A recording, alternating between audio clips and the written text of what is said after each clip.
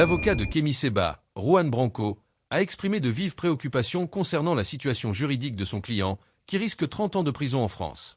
Séba, de son vrai nom Stélio Gilles-Robert Capo-Chichi, a été interpellé à Paris le 14 octobre par la Direction générale de la sécurité intérieure, DGSI, et il est accusé d'intelligence avec une puissance étrangère, dans le but de susciter des actes d'hostilité envers la France et de porter atteinte aux droits fondamentaux du pays.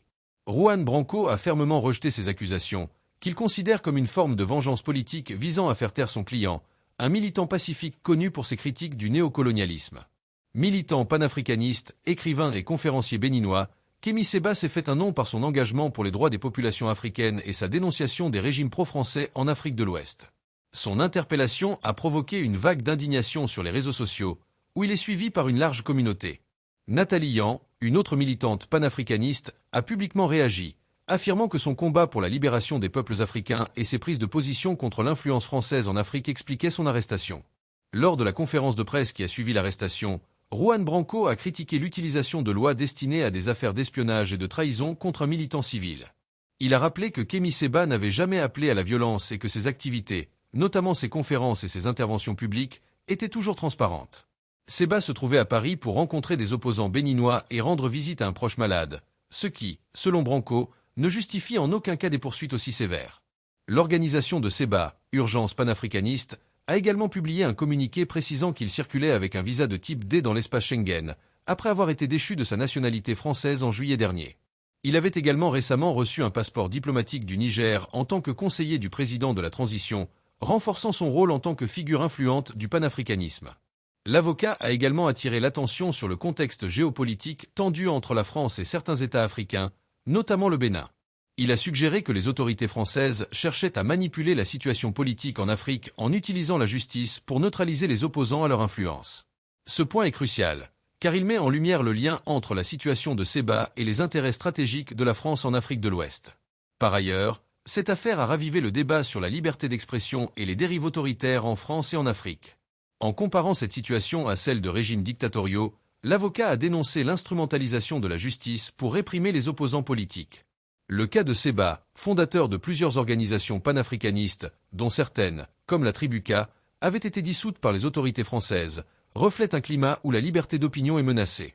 Branco a averti que de telles actions pourraient avoir des répercussions graves pour les relations entre la France et l'Afrique, notamment en amplifiant le sentiment anti-français sur le continent. En conclusion, il a encouragé les Africains à s'organiser pour contester cette persécution et agir selon leurs convictions pour éviter que de telles injustices ne se reproduisent. Ainsi, cette affaire dépasse largement le cadre de la simple arrestation de Kémy Séba et touche aux relations géopolitiques franco-africaines, à la liberté d'expression et à la répression des opposants politiques, tant en France qu'en Afrique. L'arrestation de Kémy Séba et les accusations portées contre lui soulèvent des interrogations majeures quant à la manière dont la France traite ses opposants politiques, en particulier ceux qui s'expriment contre l'influence française en Afrique. Au-delà de la personne de Séba, c'est tout un système qui semble se mettre en place pour étouffer les voix dissidentes, tant sur le territoire national qu'à l'international. Le fait de poursuivre un militant pacifique avec des lois destinées à des affaires d'espionnage et de trahison est non seulement disproportionné, mais aussi révélateur de la dérive répressive d'un État qui se présente pourtant comme un bastion des droits de l'homme et de la liberté d'expression. Cette affaire reflète également un malaise plus profond dans la relation entre la France et ses anciennes colonies. L'engagement de Séba contre le néocolonialisme et son influence grandissante parmi la jeunesse africaine dérangent manifestement des intérêts puissants.